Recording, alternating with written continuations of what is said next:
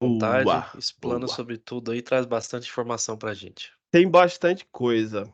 Eu estava até pensando hoje, eu já fiz essa apresentação desde que eu cheguei na TechLead para uns 4 clientes, falando sobre estratégia de dados, sobre oportunidades. Só que com o cliente, geralmente você não consegue tomar muito tempo, não consegue muito tempo dele para apresentar. Então, às vezes eu faço ela um pouco mais corrida, 15, 20, 30 minutos. E aí hoje, ao longo dessa semana, eu estava organizando com o pessoal, né? A Manu, o restante da galera. E quanto tempo eu tenho? 1 hora. Eles, rapaz, vocês não fazem isso, que do jeito que eu gosto de falar, é capaz de a gente passar mais de 1 hora trocando ideia aqui. Mas eu vou tentar, assim, né, trazer bastante informação ao mesmo tempo em que eu tento ser mais objetivo sobre alguns pontos, tá? Gente, primeiro me apresentando, tá? Meu nome é Eric. Eric Costa, meu nome completo está aí na apresentação. Eu hoje trabalho remoto aqui na TechLead, estou em Campina Grande, na Paraíba. Alguém da Paraíba ou alguém que conhece a Paraíba aí no chat? Campina Grande especificamente, agora em junho teve um mês de festa aqui, é o mês que a gente guarda o dinheiro do ano inteiro para poder gastar aqui Pessoal durante do o Sul mês e de junho. Sudeste. Pessoal do Sul e Sudeste. Boa tarde, gente. Boa tarde, Geraldo. Pessoal do Sul e Sudeste, para cima, tudo é Paraíba, né, amigo? Então somos paraibanos. Todos, né? Somos todos Paraíba, né? Exato. Opa, conheço, sou do Sergipe. Boa, Rafael. Boa, boa, boa, boa. Legal. Campina Ah, Grande mas é um João Pessoa é bom demais. João Pessoa, né? Eu ia comentar agora. Campina Grande fica a 135 quilômetros de João Pessoa, que é a capital da Paraíba, tá? Segunda maior cidade da Paraíba, com cerca de 500 mil habitantes. Segunda maior com 500 mil. Eu adoro viver em Campina Grande. Ela não é tão grande nem tão pequena. Então você tem o sossego do interior e ainda pega um trânsitozinho, cerca de 5 minutos para chegar em qualquer lugar que você queira, que aí traz a gente um pouco mais para perto das grandes metrópoles. Enfim, eu sou natural de Osasco, São Paulo, mas eu vim morar aqui muito, muito novo, né, na Paraíba especificamente. Eu sou formado em licenciatura em ciência da computação e mestre e doutor em ciência da computação, também com ênfase em dados e pensamento computacional. Estou aqui na TechLead há cerca de 2 meses e meio, estou indo para o terceiro mês, eu acho que dia 24 de julho faz 3 meses que eu estou aqui, e eu entrei com um objetivo, ou com alguns vários objetivos, né? Acho que o principal deles era pensar produtos de dados, né? E permitir que a TechLead ofertasse uma demanda antiga e moderna, né? Antiga porque produtos de dados não são pensados de hoje, e moderna porque a gente está no hype, a gente está na crista da onda de produtos de dados, principalmente depois, né, do lançamento do GPT-4, das APIs da OpenAI, entre outras, né, soluções que pequenas, médias e grandes empresas no Brasil e no mundo têm implantado para facilitar o dia a dia das pessoas. Hoje, no time de dados, somos 9 colaboradores, 10 comigo, alguns trabalham embarcados, outros em projetos, né? Em sua maioria são administradores de banco, mas tem o pessoal de análise, engenharia, né? E ciência de dados também. Então eu vim para cá, estou aqui hoje, né?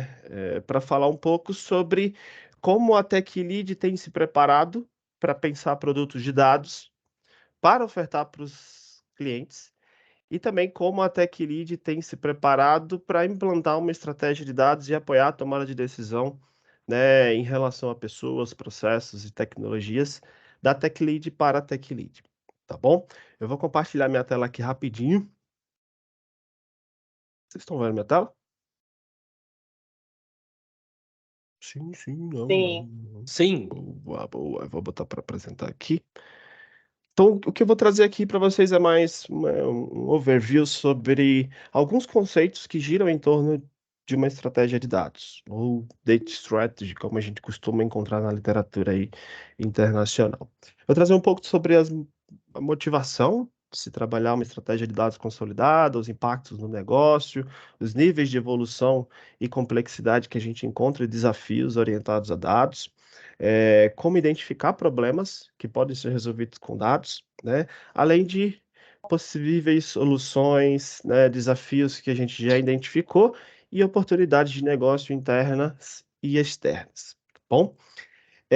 Antes da gente ir um pouco mais a fundo em alguns conceitos, né, de uma estratégia de dados madura, consolidada, que permite que a gente escale produtos, eu queria saber de vocês, e aí, pessoal, não precisa ser só para o chat, pode ativar a voz aí, inclusive não tenho problemas que interrompam durante a apresentação para fazer questionamentos, então fiquem à vontade aí, não se apeguem às formalidades, tá?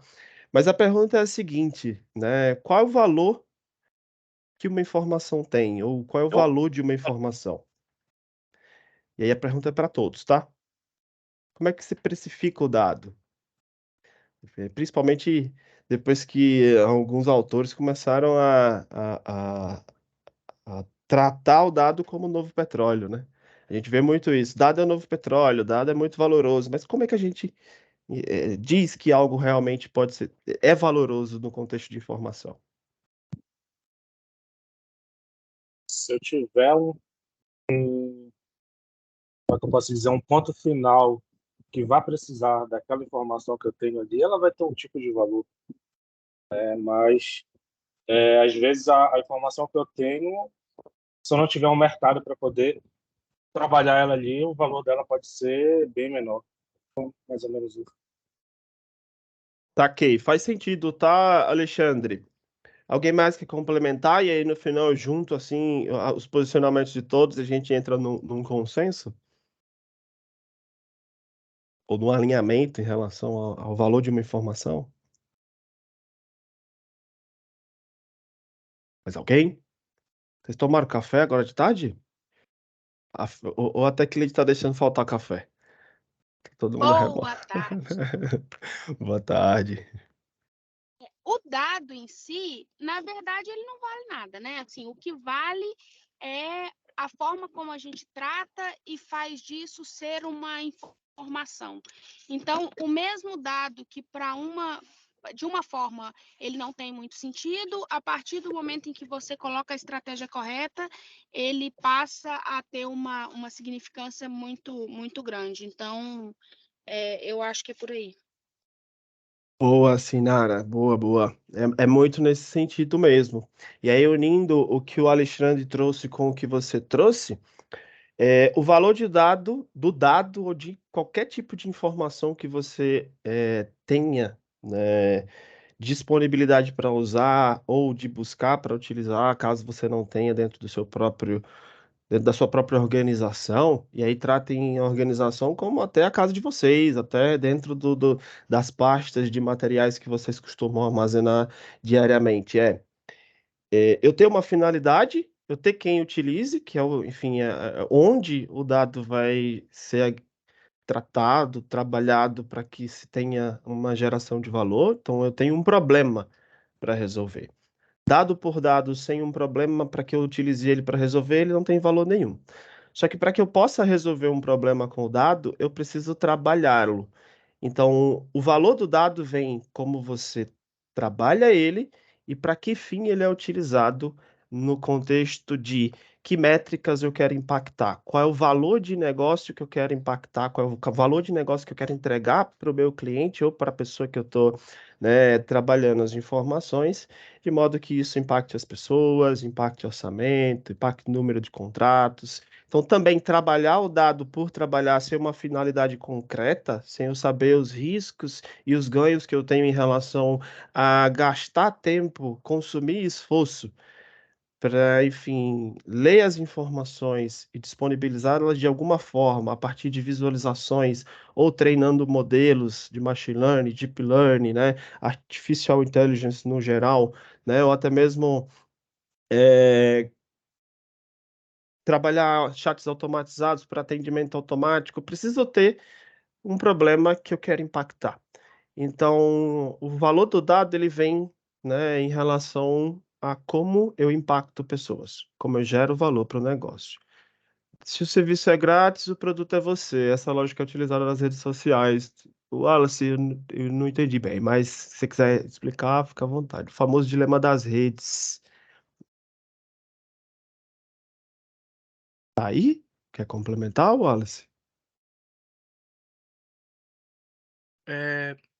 No caso, as redes sociais, né, só se mantêm através de anúncios. E os anúncios são bem direcionados porque basicamente nós postamos, curtimos, compartilhamos e basicamente nós estamos doando dados valiosos que servem para direcionar a publicidade. Então seria como se fosse uma moeda de troca. Nós, entre aspas, doamos nossos dados e em troca disso o provedor, a solução, né, vende nossos dados para anunciantes. Boa, faz sentido, Wallace. Quando o serviço é grátis, a gente é que é usado como produto, né? E de fato isso é um exemplo bem prático de como o valor é gerado a partir do dado. Enfim, as minhas informações baseadas em eventos, em intenção, o meu ciclo de amizade, os produtos que são anunciados e que eu clico e demonstro interesse, os assuntos que eu trato com as pessoas, quem é que nunca eu não sei se eu posso estar ficando maluco, mas eu acredito que não seja algo que acontece só comigo, que eu tô trocando uma ideia com minha esposa, com qualquer pessoa, tem precisando comprar um chuveiro quente, preciso comprar um tênis. E aí daqui a pouco tá aparecendo anúncio de chuveiro e tênis nos, nos anúncios pagos, né, nas propagandas de redes sociais. Todo dia. E é doideira. Às vezes a gente fica assustado, né? Mas é isso, né? Quando a gente navega nas redes, o grande valor que é gerado com as nossas informações ou com as informações que as redes sociais obtêm da gente ao longo do tempo é justamente converter-nos a realizar alguma atividade com base nesse histórico de navegação que ele colheu.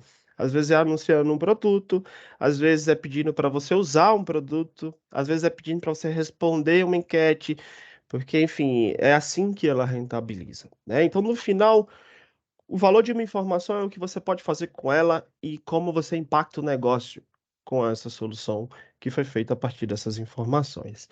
Há também informação negativa nas redes sociais, de fato, é bem isso. Eu não posso, não, então, se vocês estiverem pensando em comprar alguma coisa e não quiser ser spamado de propaganda comercial, não falem. Mantenham para você. A única forma agora de manter sigilo é você não falar mais nada com ninguém sobre, né? No final, a gente está sendo escutado o tempo todo, né? Ela vem agora com as nossas teorias conspiracionistas, mas é fato. O celular fica escutando o que nós falamos, fica. Sempre acontece comigo. Tem que desligar a Siri ou a Alexa. E eu vou um pouco além, tá, Fábio? E eu acredito que mesmo desligando, não tem solução, tá? Eu desligo aqui o OK Google do agente e mesmo assim não tem jeito. E ele tem uma threadzinha rodando lá para escutar o que a gente fala. Mic do celular fica ativo direto, realmente, José. Mas enfim, é, é, então é isso. O valor da informação é o que a gente faz com ela e que métricas de negócio a gente pacta com isso. E aí, no contexto brasileiro, né, nós temos algumas grandes marcas que já fazem bom uso das informações que elas colheram ao longo do tempo, a partir dos seus processos de digitalização de um determinado comportamento que antes era realizado de forma não digital. Exemplo do Nubank. O Nubank, ele utiliza nossas informações, principalmente as relacionadas com o tráfego financeiro, né, o valor de nossas faturas, o tipo de produto que a gente compra, as relações que existem entre as pessoas nas quais eu interajo dentro da aplicação. Agora, com o Open Bank, se a gente autoriza, vem informações de outros bancos relacionados a esses mesmos eventos, né, transacionais financeiros que temos em outras instituições para dentro da aplicação, e ele usa isso para poder oferecer produto, para poder oferecer empréstimo, para poder conceder mais limite, para poder vender produtos deles mesmos, como seguro de vida, né, seguro social, renda fixa. Agora, com a corretora de cripto, ele consegue identificar se você é um potencial investidor e, a partir da aplicação, tentar converter você para a utilização desses produtos que eles oferecem.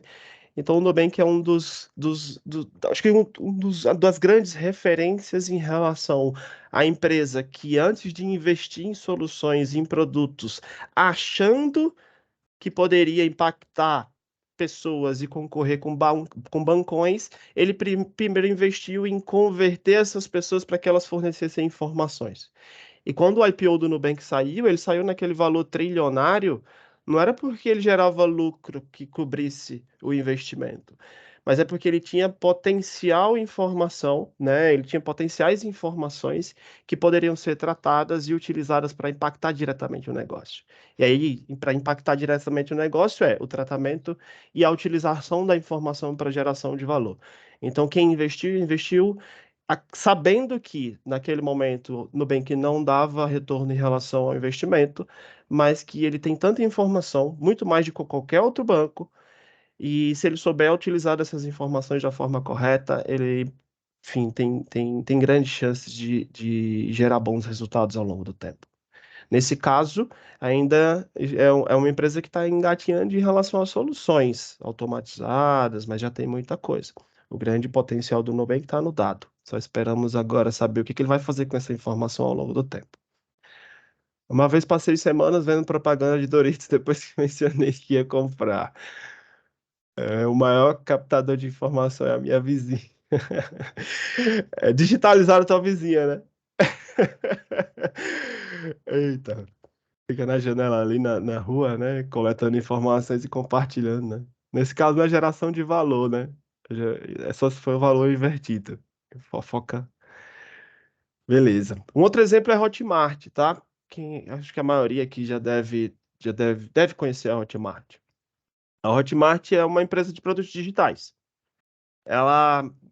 Acho que em resumo, ela digitalizou o processo de compra e venda de produtos que antes eram comercializados presencialmente. Acho que o principal produto disponibilizado pela Hotmart são aulas, né?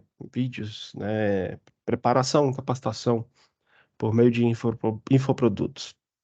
E a Hotmart, ao longo do tempo, ela reuniu tanta informação em relação aos seus criadores de conteúdo que hoje ela investe pesado, né, em soluções de dados. Alguns dos cases que a Hotmart trouxe, né, nos últimos anos foi o de precificação.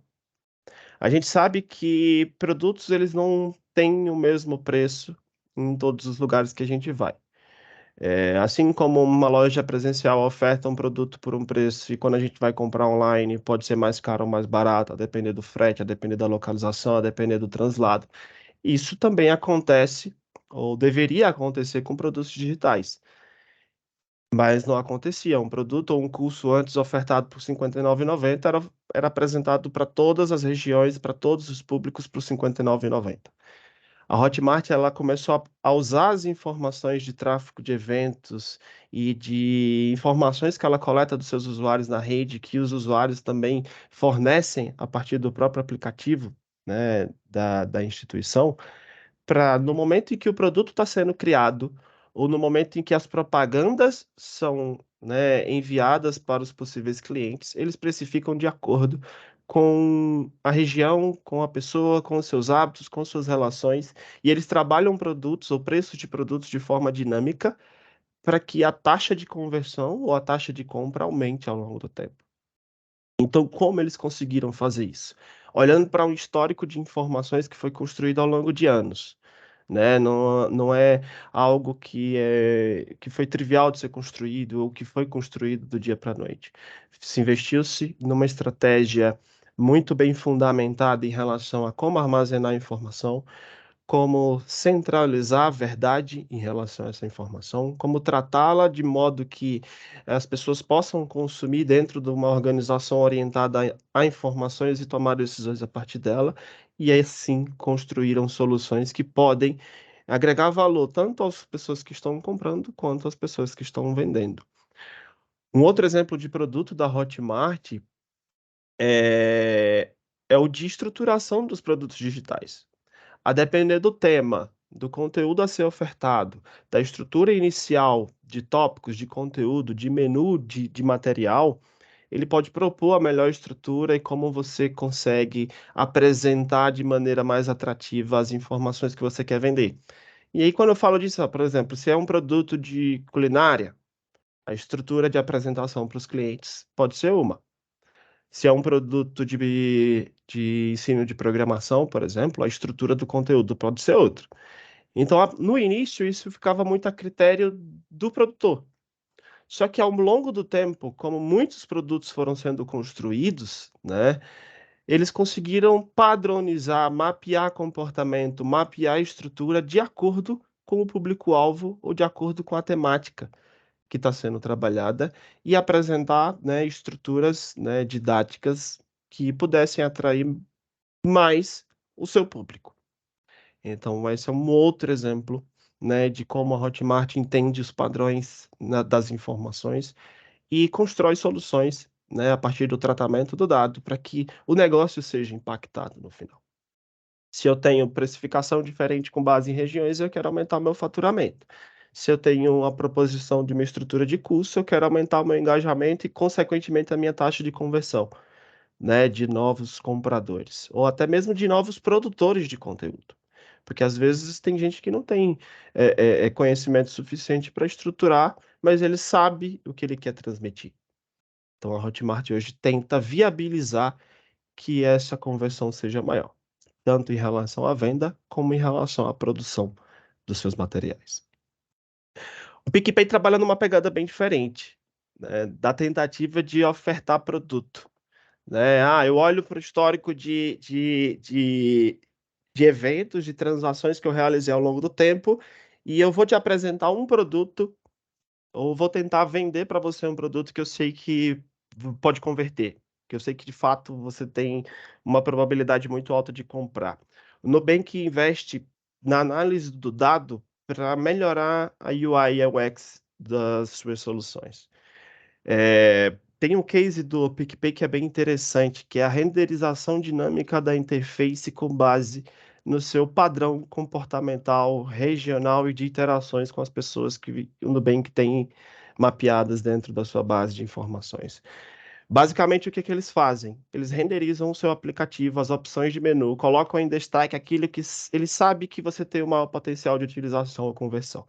Então, um aplicativo que roda aqui em Campina Grande, muito provavelmente tem interface diferente do aplicativo que roda na Grande São Paulo.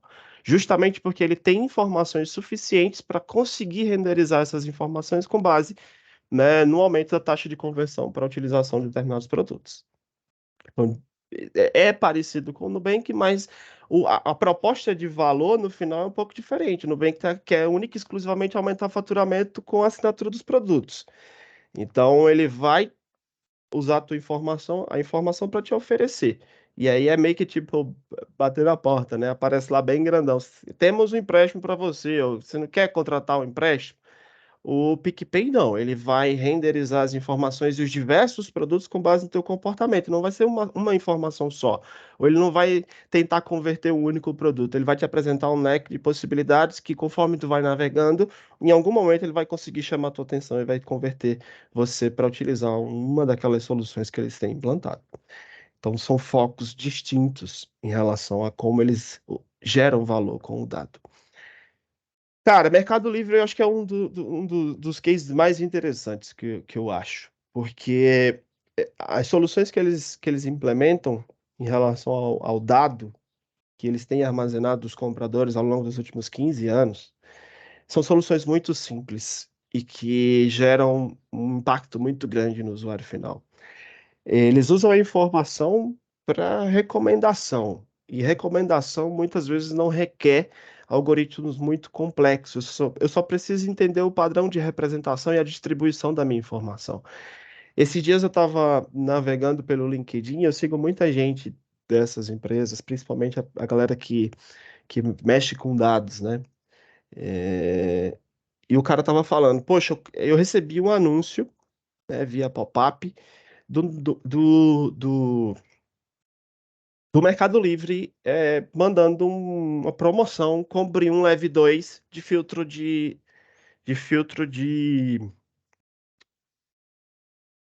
água. Ele fez assim, para outra pessoa parece que não faz sentido nenhum, mas eu estava à procura do filtro de água, mas eu não fui no Mercado Livre procurar, eu não fui em nenhum lugar da internet procurar, e eu tentei, fiz a engenharia reversa para tentar entender como o Mercado Livre tinha identificado que estava no momento de eu comprar filtro de água. E aí ele foi olhar o histórico de compra deles, ele tinha comprado há 6 meses atrás. E o que que essa informação diz para gente? Não só essa, mas todas as informações relacionadas à compra de filtros de água ao longo do tempo. Mostra que foi feita uma análise, uma identificação, uma identificação dos padrões, né, de compra desse produto. E chegou-se à conclusão que para aquele cliente, naquela região onde ele está, muito provável que essa oferta ou essa recomendação em outras localidades seja diferente, mas identificou-se que estava no período de troca do filtro. Por exemplo, a depender do local, talvez da qualidade da água, a vida útil desses filtros sejam diferentes e é muito provável que eles estejam trabalhando isso com base nos padrões de representação e eventos de cada uma das localidades. Então veja que é algo simples, eu não estou recomendando um computador, eu não estou recomendando algo altamente complexo, eu não preciso treinar modelos, eu só preciso olhar para grupos de informações e entender o padrão da informação. Olhar de quanto em quanto tempo esse produto é comprado, olhar a faixa etária da pessoa que tem maior probabilidade de comprar, porque também não adianta. Eu sei que eu tenho meu aplicativo do Mercado Livre, meu pai também tem. Eu vou oferecer, enfim, sei lá, peça de computador para meu pai que tem 64 anos, né? Talvez não faça muito sentido. Então, toda informação que trafega dentro das bases transacionais, elas podem ser usadas para gerar valor de alguma forma. Só basta a gente ter essa informação de maneira consolidada, confiável, né? Ou melhor, centralizada, porque muitas vezes, conforme a operação do negócio cresce, eu tenho vários sistemas diferentes operando problemas de negócio diferentes. O sistema de atendimento ao cliente é um, o sistema de estoque é outro. Enfim, a gente tem, né, ou internamente, ou produzidos internamente de maneira proprietária ou terceirizado, operações sendo realizadas em sistemas de informação que digitalizam o processo de diferentes formas e armazenam essa informação em diferentes locais. Só que vocês concordam comigo que tudo está interligado? Sim ou não? O de CRM tá Concordo. com o RP. Concordo, de vez em quando não era pra estar, mas não Sim. tá, né? Mas a maioria das vezes tá. Quem mais? Acho que Simone ia falar. Caio falou. Tá interligado, talvez não de maneira lógica, mas no contexto do negócio, sim. Só que muitas vezes a gente não consegue extrair o valor do merge dessas informações, da combinação desse dado, porque, enfim, ele é descentralizado. Então, quando a gente está falando de estratégia de dados, a gente não está falando único e exclusivamente da solução que vai ser implementada com informação. Quando a gente fala de estratégia de dados, que é o que foi implantado por cada uma dessas empresas que eu citei aqui, a gente está falando do cuidado com a informação. Desde a hora de gerar, armazenar, até a forma de juntar e obter insights para poder ser utilizado para a construção de soluções e impactar o negócio diretamente, né, de alguma forma. Ou melhorando a usabilidade, ou aumentando o faturamento, ou aumentando a conversão de contatos com clientes, ou aumentando o número de contratos assinados, ou aumentando, né, o meu poder operacional interno, né, identificando que tipo de gargalo é o que mais gera impedimento que atrasa uma sprint, por exemplo. Eu tenho essas informações, né, eu consigo juntar informações do meu controle e planejamento com informações complementares relacionadas ao tipo de cliente, ao cliente que mais gera impedimentos, ao cliente que mais demora a retornar, né, as mensagens dos POs e dos Scrum Masters para resolver problemas que estão gerando impacto direto, né, no andamento das atividades. Então a gente consegue pensar produtos, consegue pensar soluções para esses diversos problemas, né, que a gente costuma lidar no nosso dia a dia. Aqui diga que quem acessa uma loja virtual pelo iPhone, o preço é um. Ao acessar por Android, o preço é capaz de você acessar pelo Android, os caras ofertar de graça, né? Comparando assim com o iPhone. Por isso que eu tenho Android. Eu não duvido, tá? Eu nunca, não tenho, eu tô falando em achismo, mas eu não duvido. Quem tem iPhone está disposto a pagar mais pelo mesmo benefício de que tem o Android, tá mesmo? É. E aí, às vezes, não é nem a solução em si, né? Porque eu sei que o iPhone é muito bom em algumas funcionalidades do aparelho, mas tem outras que eu acho que é precificado única e exclusivamente pelo público-alvo, né? É o público que está disposto a pagar um pouco mais comparado a outro. Mas pode ser que aconteça sim. Cadê? Como quem foi que levantou aqui? Foi o Jardim. Mas vamos nessa. Alguém tem, sabe, outro exemplo que queira compartilhar aí, que já ouviu falar, que acredita que acontece, né? Que, enfim, que de empresas ou do dia a dia de vocês, aqui da TechLead mesmo, ou empresas que vocês já passaram, conhecem, utilizam o serviço, que queira trazer como exemplo, fique à vontade, tá, pessoal? Farmácia é um exemplo de captação de informações de CPF para estratégias de venda, sim, também. Também. Supermercado também pega, né? Tem um app que paga para a pessoa responder pesquisa e fornecer dados, sim. É digitalização da informação, né? Ainda. Talvez não tenha uma solução diretamente com a pesquisa, mas eles estão gerando informações, muito provavelmente para construir produtos lá na frente. Alguém? Eu não Ô, sei, boa Eric, tarde. qual a Opa. solução que, por exemplo, a Drogazil ela utiliza? Claro que é um exemplo simples, mas tem alguns remédios que principalmente para que eu sofro de glaucoma, e quando eles têm promoções, eles já têm um público-alvo que eles enviam aquelas propagandas. E exatamente, para mim, chega exatamente o que eu mais compro. É um tipo de armazenamento que eles têm, e eles com certeza fazem organiza em mês, semanas, 2 meses, enfim. E quando existe é direcionado às propagandas. É algo fácil, Nós estamos falando de dados muito mais, acho que aprofundado, mas é uma questão que começa a te fidelizar, né? Você fica com o sentimento de que está sendo cuidado. Exatamente. E aí você tem esse sentimento, e aí é psicologia, né? Não é nem dado. O dado é a forma como ele está trabalhando a informação, mas a partir do momento Não, que você...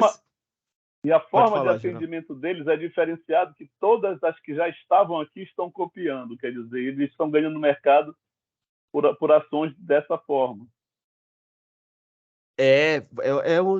Tem um nomezinho para esse tipo de coisa. Eu te entrego algo gratuito e aí tu vai se sentir na obrigação de me ajudar. Então, a partir do momento que você se sente cuidado, simplesmente por receber uma propaganda de algo específico que você utiliza, e principalmente relacionado à saúde, você vai tender a comprar lá.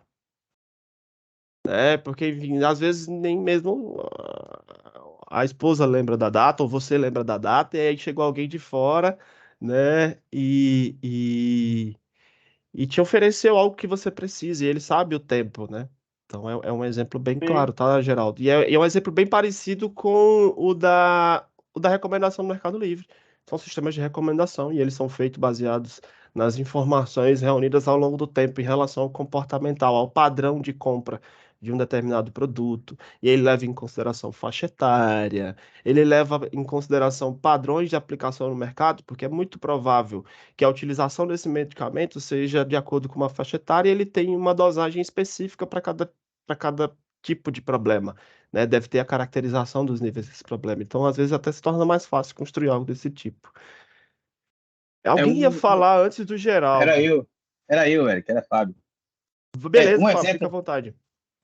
Um exemplo comum também é esses locais públicos assim, né, que disponibilizam o sinal de Wi-Fi, aí você vai lá, faz um cadastro para poder acessar o sinal, e aí durante o teu uso fica pingando algumas promoções, algumas coisas que estão relacionadas ao teu cadastro, né? Como você falou aí, a faixa etária, quais são os seus interesses, tudo. Eu trabalhei numa empresa que tinha um produto desse, era bacana, assim. Você vai lá, faz o cadastro, coloca os seus interesses e durante o teu uso fica pingando. Cara, Imagina, você a gente tá acha num que. shopping. Pode concluir, Ah, então, Fábio, desculpa. imagina, você tá num shopping, se cadastra lá para utilizar o Wi-Fi do shopping, e aí cai uma promoção de um produto que você quer muito. Daqui a pouco você vai lá e compra. Já tá lá dentro, né? É, Já tá lá dentro, então eu já. Você vai meio que, tipo, você vai identificar, sabe como? Sabe que como vai bater isso? E aí eu não tô falando que é todo mundo se comporta dessa. Sinal divino, né? É porque eu tinha que comprar.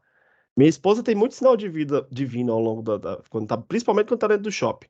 Pô, bateu o olho assim, tá em promoção e é algo que eu tô precisando. Poxa, tá em promoção porque eu tinha que comprar, e vai lá e compra, né? Então, é muito comum as empresas cruzarem informações entre elas com base no CPF. Então, quando você informa seu CPF lá no Macro, quer informar seu CPF, moço? Às vezes é obrigatório, às vezes não. Para justamente conseguir traquear, né, rastrear o seu comportamento. Principalmente quando essas empresas elas não têm aplicação para o usuário final. A oportunidade de ela coletar o dado é na hora que você está ali realizando a compra. Então, ela só consegue fazer o mapeamento do produto público-alvo a partir do momento que você fornece alguma informação que ela vai conseguir centralizar e unificar você como uma pessoa única dentro daquele monte de informações que ela tem. E aí, numa outra oportunidade, ou no momento em que ela tiver um aplicativo, ou no momento que ela tiver a oportunidade de conversar com você, ela vai conseguir fazer o mapeamento do teu comportamento e te ofertar um produto de acordo com a tua necessidade. Então, a probabilidade de converter é muito maior do que eu estar batendo de porta em porta, perguntando naquele momento, tentando mostrar o valor do que eu tenho para vender. E aí eu admiro muito, né? Eu não sei se na região de vocês, acho difícil, dependendo do local, né? Tem muito, outros não, vendedor de prestação. Quem aqui já comprou a vendedor de prestação? Se não comprou, a mãe ou a avó já comprou em algum momento. Aquele cara que vai na rua passando ali com o carrinho carregado, que tem cadeira de balanço, tem panela, tem tudo, e aí ele vai de porta em porta e ele vai garantir que você vai comprar alguma coisa. Só que ele não sabe nada não sobre fica, você. Aquele cara eu admiro. Aquele cara, se você contratar ele para ser vendedor de qualquer coisa, ele vai conseguir vender, né? Fala aí, gente. não fica se entregando, não, aí, Eric. Eu não sou desse tempo, não, cara. Isso daí é do tempo antigo. Eu lembro dos meus pais comprando. Hoje não compra mais vendedor de porta, não, porque acabou também, né? Agora é tudo. Vendedor de porta é loja online, né? Deixa eu só resgatar aqui. Alguém tá com a mão levantada, só que eu não sei como eu. É o Guilherme. Fica à vontade, Guilherme. Cara, você falou disso aí. Esses caras aqui, eu moro aqui no Maranhão, né? Isso aqui é um clássico, pô. Esses caras ainda estavam trabalhando aqui, entendeu? E eu já comprei duas coisas dos caras ali que eu me mudei recentemente.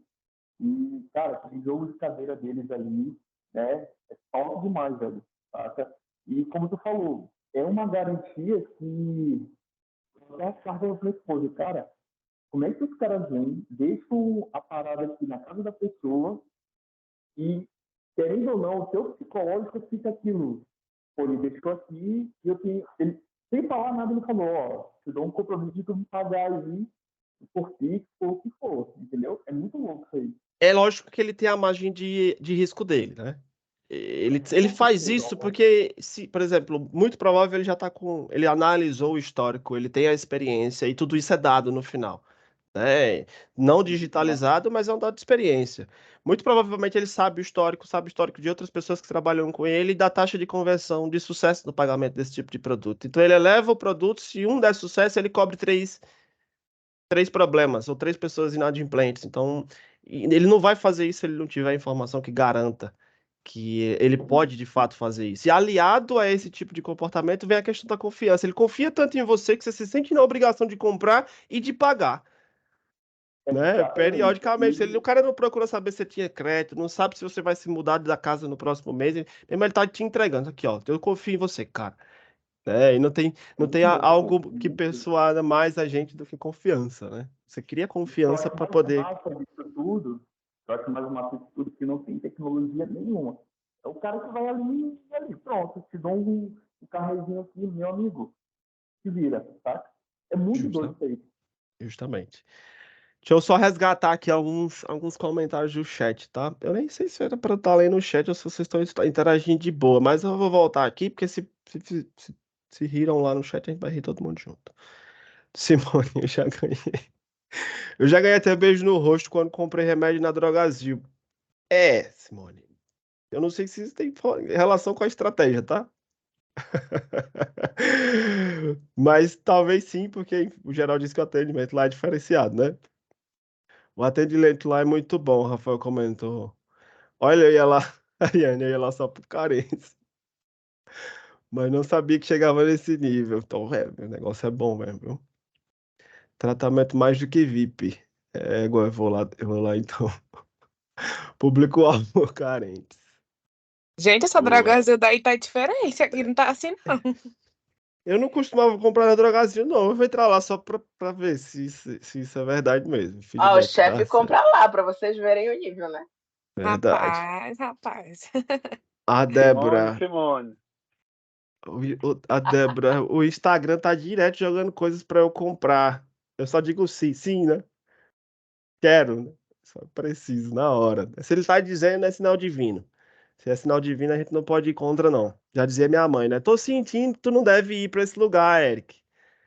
Aí era danado pra gente sair e dar errado, né? Uma vez eu comprei um celular novo e na mesma noite fui levar o celular. E ela tinha dito, tu não leva o celular. Então, as redes sociais estão funcionando até como mãe hoje. Mas não tem beijo. Já falei, sim, a Simone agora só vai no Brasil. Tá, o Rafael aqui, quando lá que vem prestação.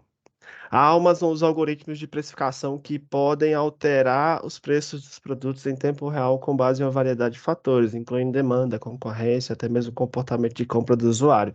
Sim, Rafael. E é muito comum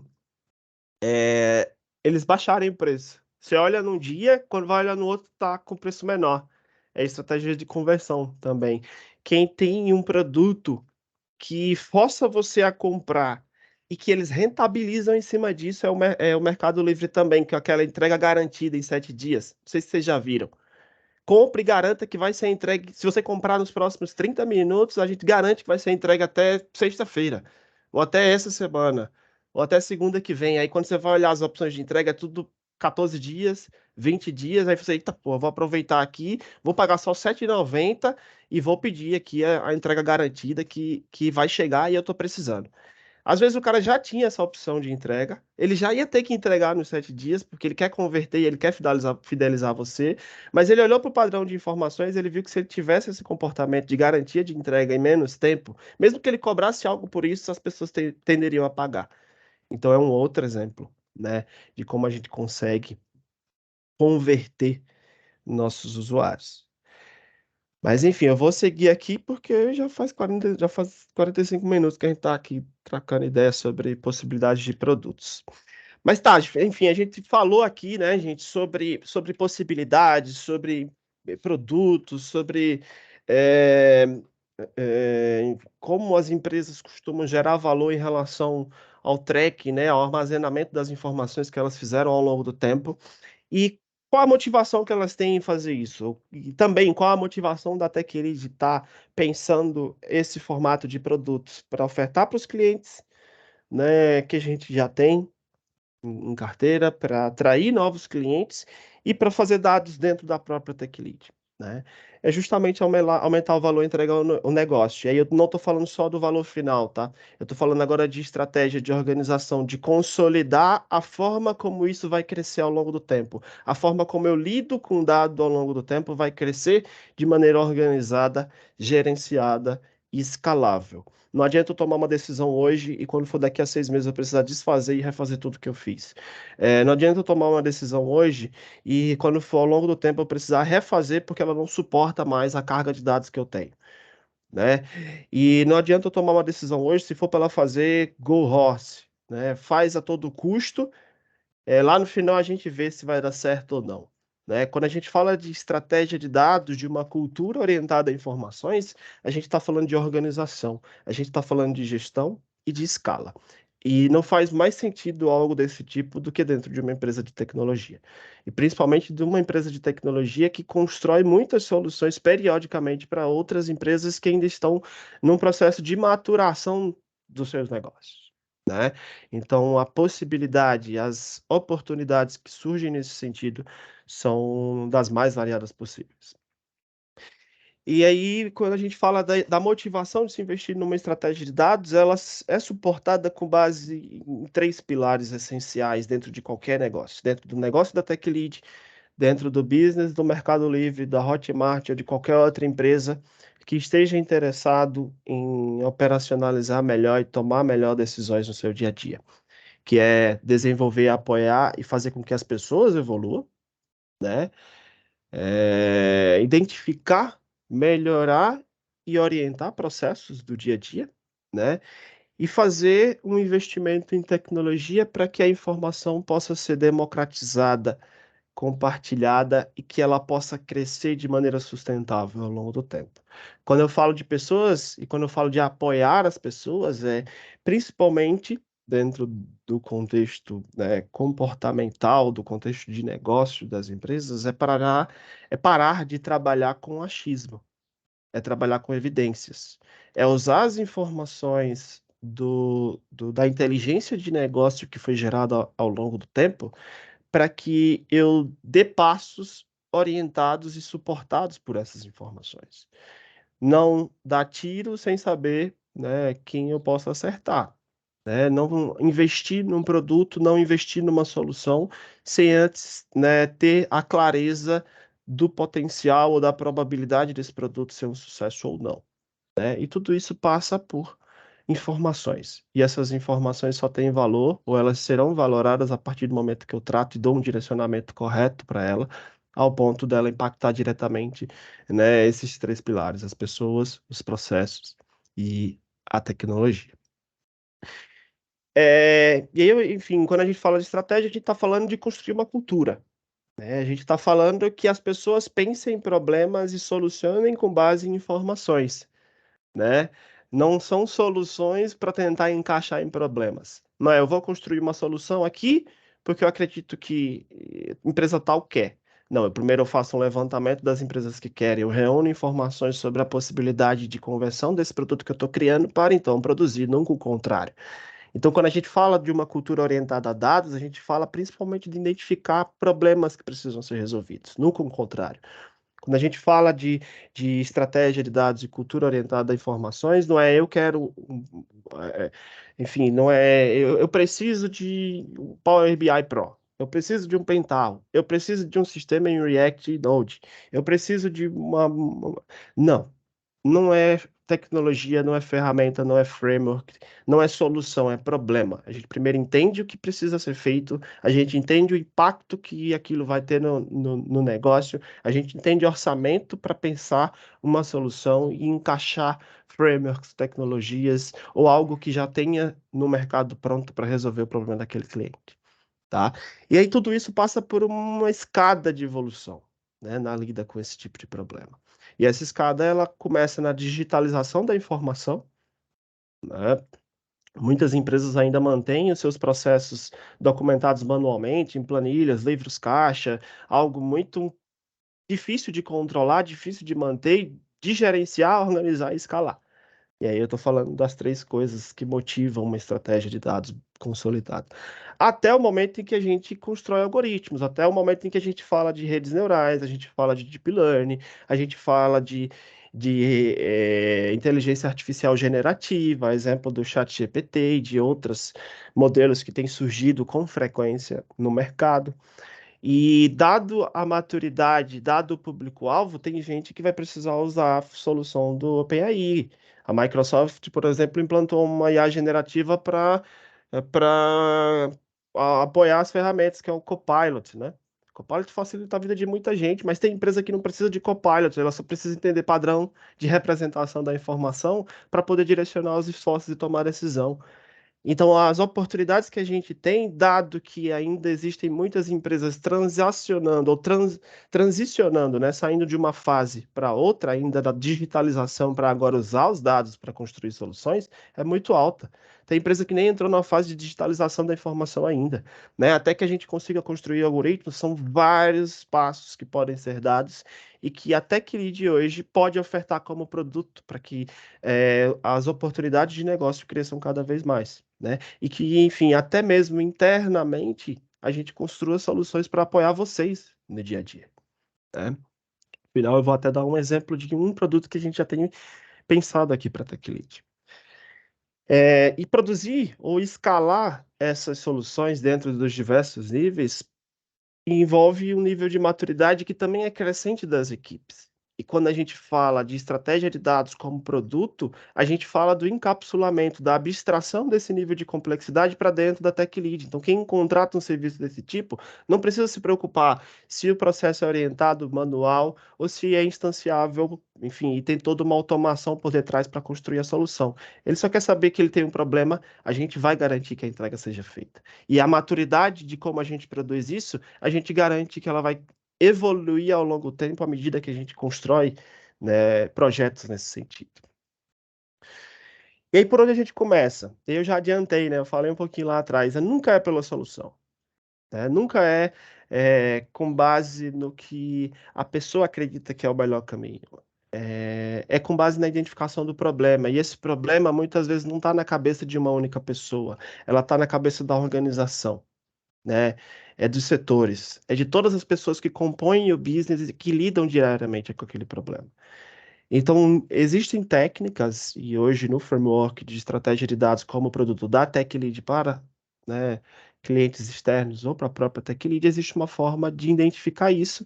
Eu acredito que o pessoal que trabalha produto dentro dos projetos já tem ouvido falar, que é o Lean Canvas, né? E aí isso aqui é só uma adaptação ao contexto de dados.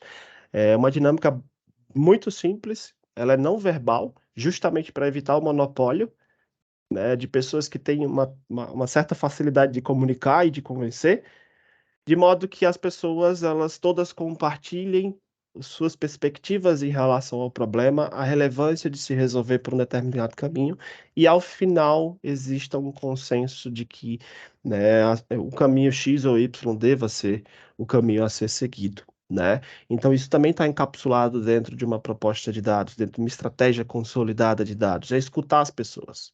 É fazer com que as ideias de que os problemas eles sejam problemas compartilhados. Não é o meu problema, é o nosso problema. Não é a minha solução, é a nossa solução. Então, isso ajuda muito no dia a dia e estimula muito a colaboração entre as pessoas também, tá? Enfim, aí dado o problema, temos níveis de complexidade para lidar com ele, né? Lembra da escadinha? A digitalização da informação. Um Eric, problema... Oi, Geraldo. me responde algo. Fica à vontade. Claro, ficou bem entendido que não se começa uma entrevista pela solução e sim pela necessidade, né? Pela dor. Perfeito. E que normalmente são com os cabeças pensantes. Agora, aí que eu vejo a forma que a gente tem que ter para, se a gente faz reuniões de pessoas ou individuais, para que a gente tenha um resumo da dor do cliente para ali começar o teu passo a passo até a solução. Geralmente, eu entendi. Geralmente, nos clientes, você tem um ponto de interação focal, não é isso? Sim, E aí é de onde você extrai a maior parte das informações. Não é um problema fazer essa consulta preliminar, essa conversa inicial com essa única pessoa. Só que essa pessoa, às vezes, é responsável por várias iniciativas e ela aloca pessoas para servir como cliente, para representar a empresa frente à execução do projeto, né? Geralmente. Então... E aí é quando a gente, antes de iniciar, antes de dizer, beleza, vamos fazer o que você quer, não, quem são as pessoas que você vai envolver? Vamos ter uma conversa compartilhada e aí permitir que essas pessoas também deem a visão delas sobre o que elas acreditam ser a solução para o problema e que caminhos podem seguir. Porque às vezes essa pessoa ela está no ponto de reunir informações de todo mundo e ela constrói ela preconcebe uma ideia e ela acredita que aquela é a solução ou aquela que mais agradou os olhos dele, né? Só que se a gente permite que todos colaborem para a construção da solução, é muito provável que a gente tenha algo com o menor custo possível dentro de um tempo mais plausível. E aí, olhando para a escala de evolução de produto, né? Vamos começar com a solução de 100% do problema com 1%. E aí, enfim, eu estou falando de agilidade, eu estou falando de entrega de valor contínuo. Quanto mais informações temos sobre o problema, mais exato ou mais claro é o primeiro passo. Entende? Entendi.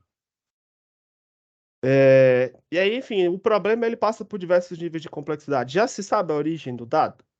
E aí, quando às vezes você pergunta isso para a pessoa que é o tomador de decisão, não. Quem sabe a origem do dado é tal pessoa. Traz essa pessoa para a gente conversar sobre o problema. Entende?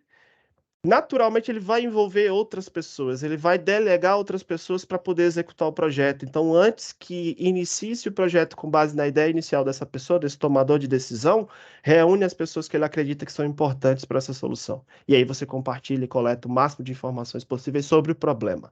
E aí deixa sob nossa responsabilidade propor a solução. Lógico que você não vai propor algo muito diferente do que ele quer, né? Ou do que ele acredita ser o essencial, mas às vezes a gente consegue simplificar e entregar da mesma forma. Né, pensando de forma simples, pensando de forma menos complexa possível para que a gente tenha interações de entrega muito maior. Enfim, aí a partir do momento que a gente identifica a origem, a gente vai subindo na escada de evolução, né? Na centralização do dado, na construção do ponto de verdade da informação, que é o dado já tratado e disponibilizado para consumo, né? Quais são os padrões, e aí é quando a gente começa a construir valor de fato, né? Entregar insights, a operacionalizar os passos da empresa com base na informação, né? Que é identificando padrões, né? E como esses padrões são identificados. O que pode ser feito ou automatizado com base nesses padrões é recomendar um produto, enfim, é entregar na mão do meu gerente de contas, com base nos clientes que a gente já tem e numa busca que a gente fez na rede de possíveis clientes. Ó, a gente identificou que a gente tem o cliente XYZ, tem 10 clientes, o padrão comportamental é esse, o tamanho da empresa é X, o faturamento é Y, e ele é muito parecido com outro cliente que a gente já tem aqui. E a gente fez uma pesquisa rápida na rede, ele não tem esse tipo de solução. Corre, bate na porta dele lá, que a probabilidade de converter esse cara é muito grande. Do que eu ir para um público totalmente diferente do que eu já estou acostumado a converter. Né? Então, são possibilidades, são muitas as possibilidades do que pode ser feito com o dado. E aí é onde a gente pode utilizar também infinitos cases aí, né, dado o que a gente pensa, dados os problemas que a gente se depara ao longo do tempo. E, enfim, todas elas passam por uma estrutura de plataforma padrão, né, dado cada um daqueles níveis, e ela é uma abstração, né, como é que eu posso dizer? Ela é default. A gente faz ajustes de acordo com o contexto de cada empresa. De acordo com a disponibilidade orçamentária, de acordo com o tempo, de acordo com a quantidade de pessoas, enfim, por padrão, a gente precisa da origem da informação, a gente precisa construir um ciclo de consumo, tratamento e disponibilização para então começar a identificar padrões, treinar modelos e operacionalizar tudo isso. Então, quando eu falo de problema, é trazer o contexto de problema dele para dentro dessa instância, olhar a situação, olhar o orçamento, olhar o número de pessoas, olhar a expectativa e encaixar ferramentas para solucionar o problema dele. Se vai ser uma ferramenta proprietária ou não, se vai ser uma ferramenta que a gente tem mais facilidade de fazer gestão, né, de CI/CD, de entrega contínua, de evolução ao longo do tempo, a gente escolhe com base no problema e na complexidade, no contexto de cada empresa. E aí, enfim, construir essas soluções tem alguns desafios, né?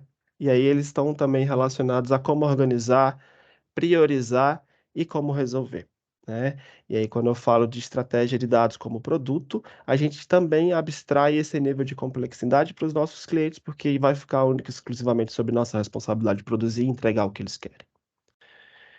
E, enfim, oportunidades são diversas, né? A gente já tratou vários, né? Mas vários exemplos, né? Mas maiores e menores retornos operacionais, quando a gente fala da indústria, prevenção de perdas, né? Com que frequência eu preciso trocar um determinado equipamento com base na periodicidade de defeito que ele traz, para que eu não pare minha operação.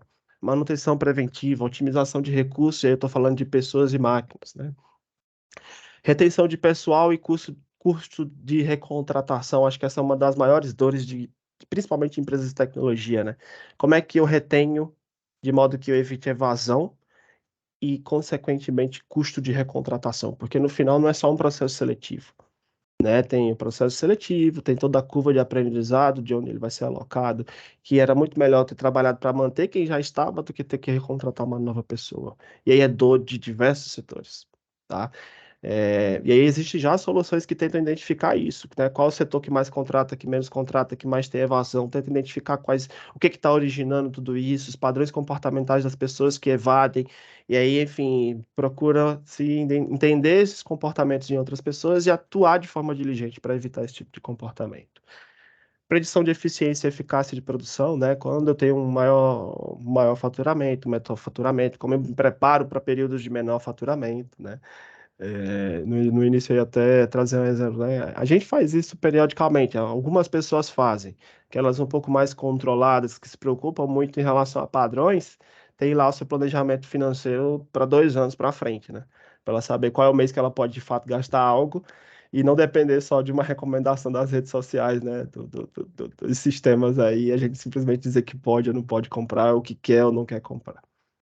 Enfim, geração de relatórios periódicos, né? Tem um exemplo bem prático aqui na Tech Lead, a gente tem trabalhado junto com o pessoal de infra para viabilizar a geração de alguns relatórios faturáveis para empresas em que a gente dá suporte e faz monitoramento de infra. Esses relatórios eles precisam ser produzidos mensalmente e eles são produzidos mensalmente por pessoas, né?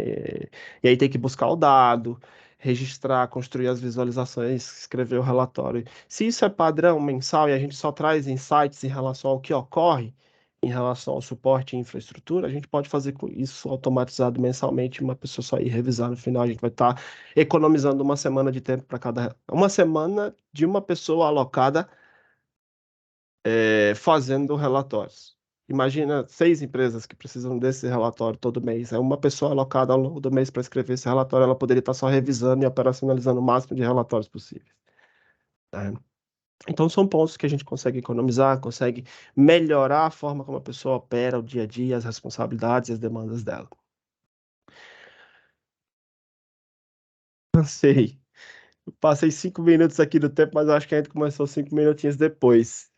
Mas é isso, gente. Agora eu abro espaço aí, né, para vocês trazerem curiosidades, pessoas que tenham interesse na área, né, queira, enfim, trazer exemplos, enfim, tá com vocês a palavra agora, porque, pelo que eu entendi, é uma hora de apresentação, depois a gente troca ideia aí no contexto que vocês preferirem, tá?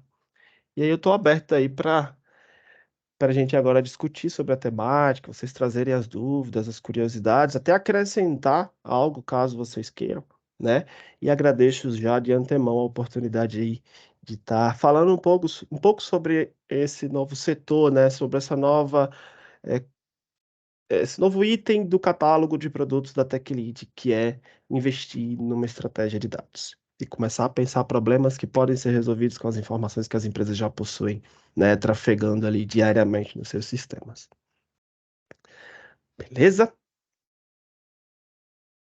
Eu vou deixar compartilhando porque se alguém quiser voltar em algum slide, Eric, volta ali no slide tal, pá, pá, pá.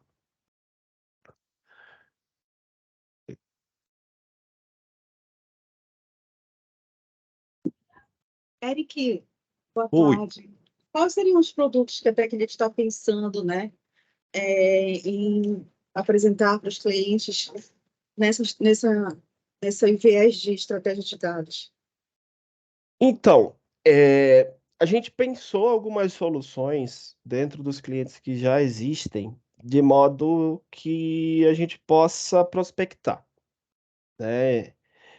A gente tem, por exemplo, na Cefaz, depois de uma conversa que eu tive com o Will, produtos para, por exemplo, automatizar a fiscalização que acontece em loco, por exemplo. Dados padrões de produto, dados padrões de rota, dados padrões de veículo que executa o traslado. É um exemplo de um produto que tem um grande potencial olhando para o histórico de dados que a Cefaz tem. Na SEMAS, né, identificação de áreas desmatadas, de otimização, por exemplo, das rotas de fiscalização. Como é que é escolhida a rota? A gente consegue. E aí eu estou falando de algoritmos bem simples que acho que é de comum conhecimento de todos, né?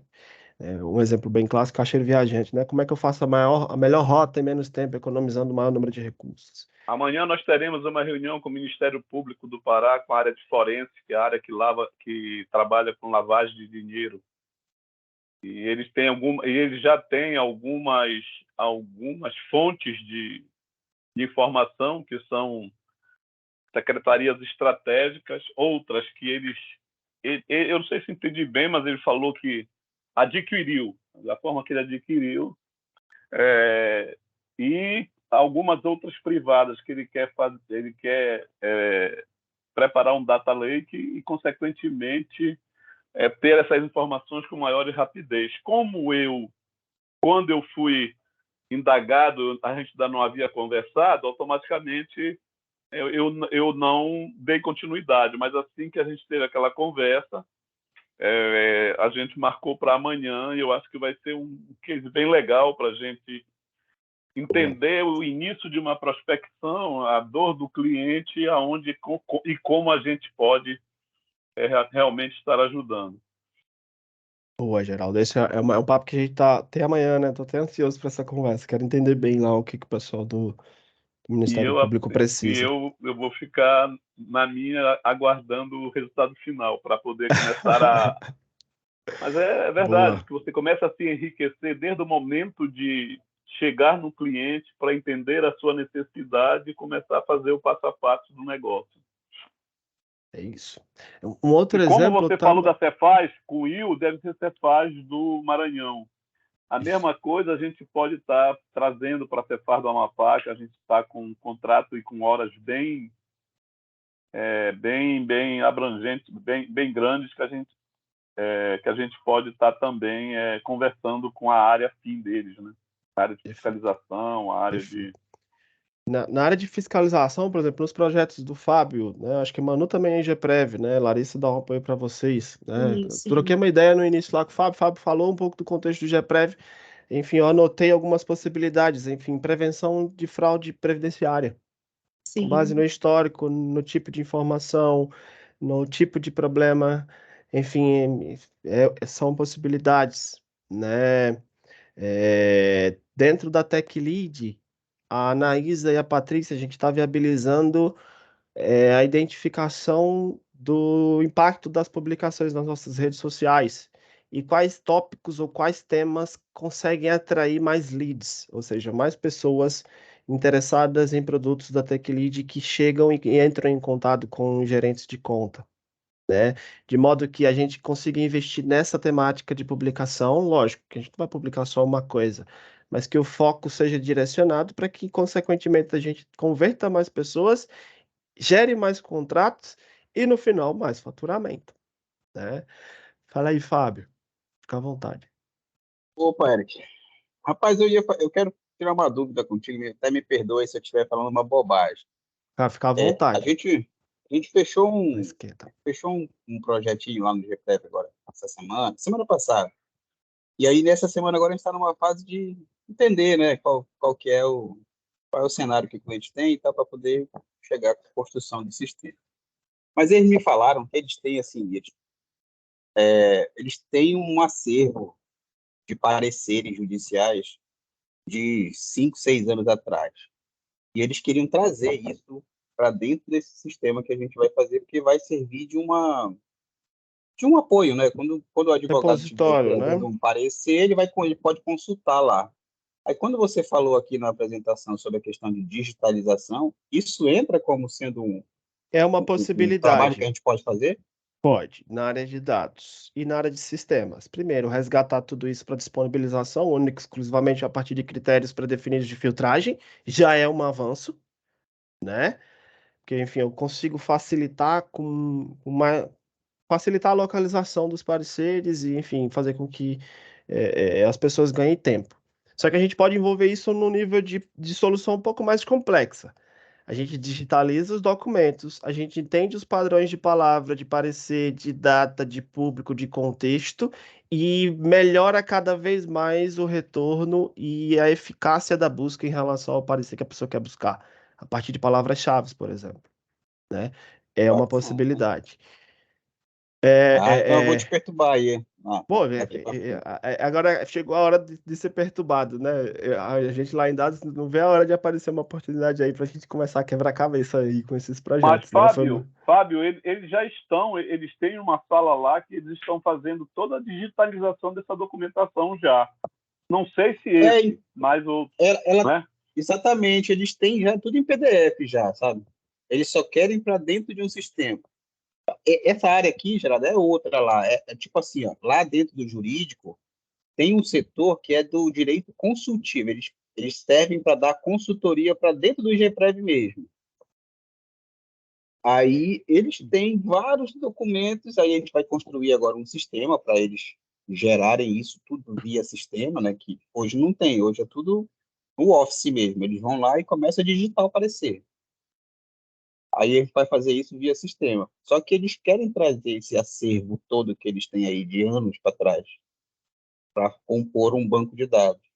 Isso, porque o que que acontece? No processo de digitalização, você tem o documento físico, você submete ele a digitalização, escaneia, gera o PDF para subir numa base. Só que geralmente quando a gente constrói um sistema para esse tipo de coisa, a gente tem um formulário, não é isso? Enfim, preenche informações para caracterizar aquele documento, é de tal setor, é de tal jurisprudência, enfim, é de tal comarca, e enfim, informações padrões que vão depois facilitar a busca. Só que essa busca ela pode não se limitar única e exclusivamente aos dados que foram preenchidos no formulário.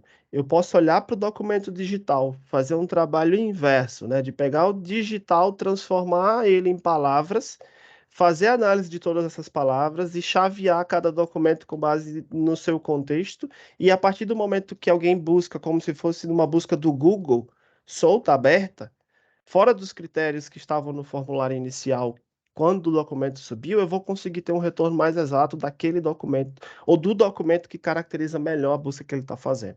E aí, enfim, envolve questões de visão computacional, de abrir o PDF, dependendo de como ele está estruturado, fazer a limpeza, tirar código, tirar, enfim, formato de representação, se é UTF-8, se é ISO 9001, colocar isso numa linguagem padrão, tokenizar e armazenar esses tokens para otimizar a busca, para facilitar ou aumentar a eficiência do retorno e a eficácia também. É quanto mais rápido eu conseguir encontrar e o quanto de fato que eu retornei para ele foi relevante. Bacana, bacana. Tem aqui Nada aí. quais ferramentas e linguagens mais utilizadas? Python SQL, tá? Python SQL. Em resumo, né? E aí ferramentas são várias, né? O Caio até comentou aí, Pentaho para engenharia de dados. Ele é majoritariamente utiliza SQL, né, Caio? No Pentaho, se eu não me engano. Um pouco. Se for o banco de dados, sim. A E aí fonte, são no caso, né? vários. Tem Flow, Databricks, tem Snowflake. Dependendo da cloud, cada cloud tem uma solução específica para trabalhar cada uma dessas camadas aqui, ó, que eu mostrei para vocês, ó. Resources, Data Engineer, Data Science, Data Analytics, né? A AWS, por exemplo, tem uma integração com o QuickSight, também permite ser entregue para o Power BI, e aí, enfim, já tem um conjunto de soluções lá, como o SageMaker para treinar modelos, e aí lá na GPC você agora tem não, na Azure você tem o Fabric, que também engloba um monte de solução para trabalhar a plataforma, para trabalhar a estratégia. Então, assim, primeiro passo, Python SQL, e depois dependendo do problema.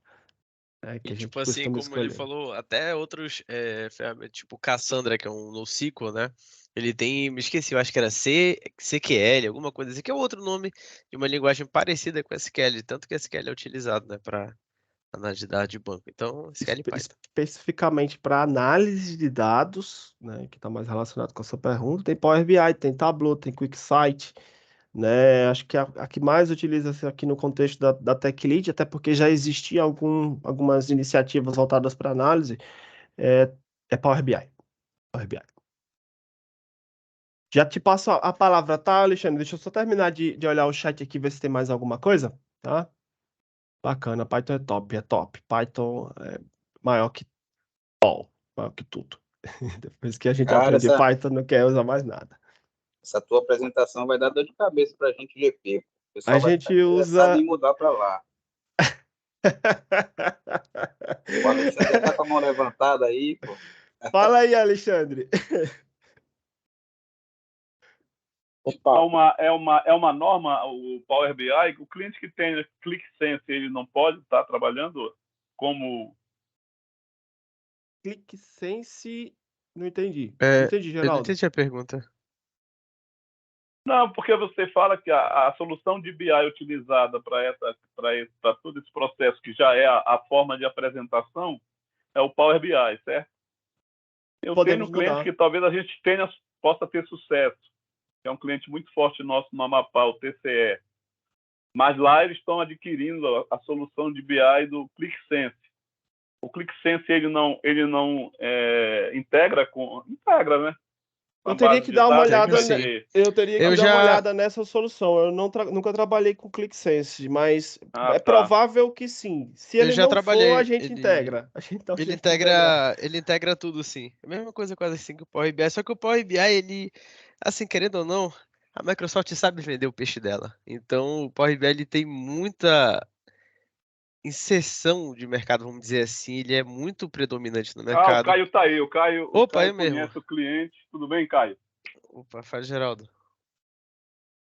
Mas Mas é é DataVis, é que na verdade Power BI e ClickSense, assim, se a gente for olhar assim, coisa, eles são chamados de DataVis, é visualizador de dado. É só a parte de mostrar. A parte de engenharia, que geralmente é o trabalho pesado, né?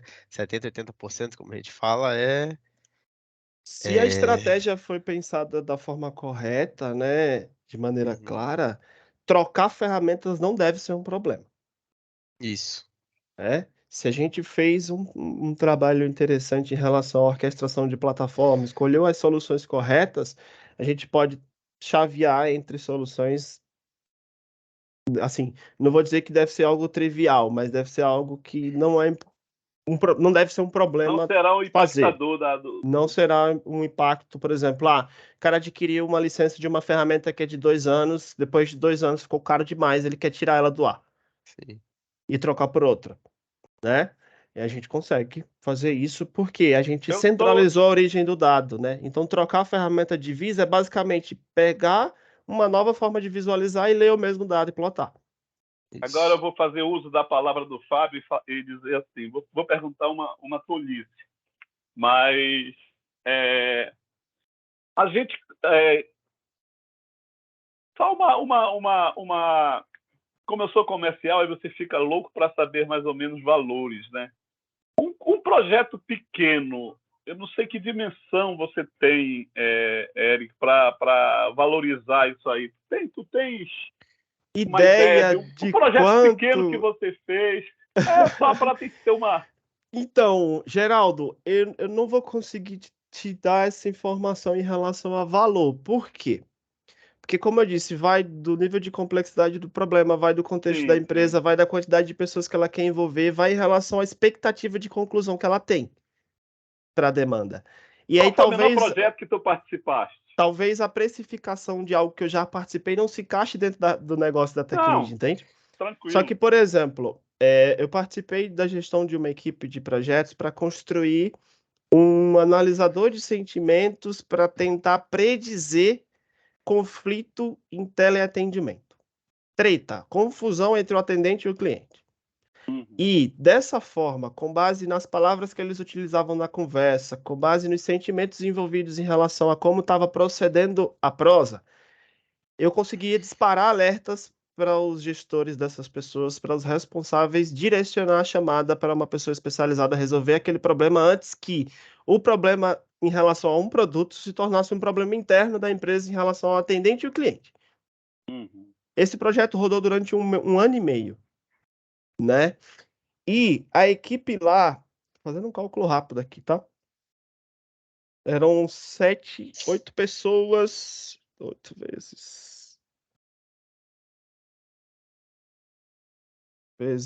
um ano e meio, 18, não é isso? Cálculo, assim, bem, sabe? Peguei aqui a quantidade de pessoas, lembrei assim, mais ou menos, média salarial, multipliquei pelo número de meses de execução, tá? 720 mil reais. Algo que rodou durante um ano e meio. E aí, enfim, eram profissionais e tinham também alunos de graduação. Então, não eram 8 pessoas full-time. Tinha um pessoal que trabalhava full-time, outro pessoal que trabalhava só meio período. E aí levou 1 ano e meio. Por quê? Porque não eram especialistas, era um pessoal que estava, durante a execução, aprendendo também, porque era um projeto P&D, era parceria da Dell Tecnologia com a UFCG. Então, Mas aí é muda. custo, né? É Mas esse valor é custo. custo, né? É custo. É custo. Custo com pessoa. Eu tô falando só custo de pessoa. Né? Tem custo de infra, tem custo de manutenção, de sustentação, né? A gente consegue encapsular uma solução dessa em paralelo com soluções de cloud e de infra, suporte e sistemas que a gente já tem. Então veja que dentro do contexto de fábrica de software, as possibilidades elas são tão grandes que a gente pode casar diversos produtos. Eu não estou dizendo para fazer venda casada, estou dizendo casar no sentido de, ó, cara, não adianta tu pensar nisso antes de pensar isso aqui. Então primeiro tu tem que falar com sistemas, né? Digitaliza o processo, pede o apoio para desenvolver um projeto em que a gente tenha informação. Conversa com o infra para tu conseguir manter esse sistema operacionalizando e dando confiabilidade ao dado que está sendo armazenado. E aí, numa terceira etapa, a gente investe na forma como o dados é planejado. E aí, ao mesmo tempo que a gente está vendendo nuvem, ao mesmo tempo em que a gente está fazendo sustentação de infra. Então, enfim, são possibilidades diversas e, enfim, eu nem sei como precificar isso. A verdade é essa, Geraldo. Não, mas aí já deu para a gente pelo menos ter assim um norte. E Perfeito. pessoas, por exemplo, já temos produtos. A gente tem que entender para poder direcionar, né? Um norte realmente vai em relação à expectativa de tempo, quantidade de pessoas e complexidade. Tem-se mais ou menos um direcionamento a partir daqui, ó. Complexidade. Se a gente já sabe qual é a origem do dado, se o dado já está centralizado, ou seja, ele já tem algo como um DW ou um Lake House implantado, né? Como ocorre a interpretação? Ele já tem uma estrutura de plataforma de estratégia madura o suficiente que a gente já consiga olhar para os padrões e conseguir enxergar ele de forma clara para investir em solução. Então, quanto mais no início quanto mais complexa for, né, o nível, e quanto menos soluções ele tem para suportar os níveis anteriores, mais caro é para produzir algo nesse sentido. Sim. Porque eu vou ter que trabalhar desde a fundação. Do mapeamento de base, mapeamento de informação. Se ele não tiver o dado, como é que eu vou fazer para buscar esse dado? Na rede, ele tem disponibilidade para comprar dado, comprar inteligência de negócio?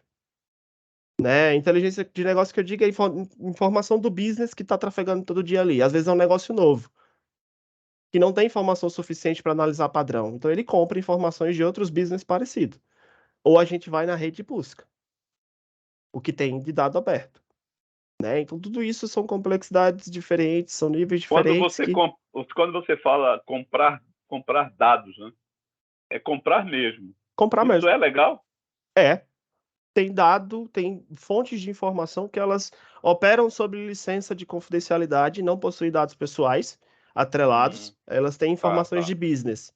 Porque Tem todo o principalmente são dados comportamental, pessoais, né? Isso, não posso vender dado pessoal.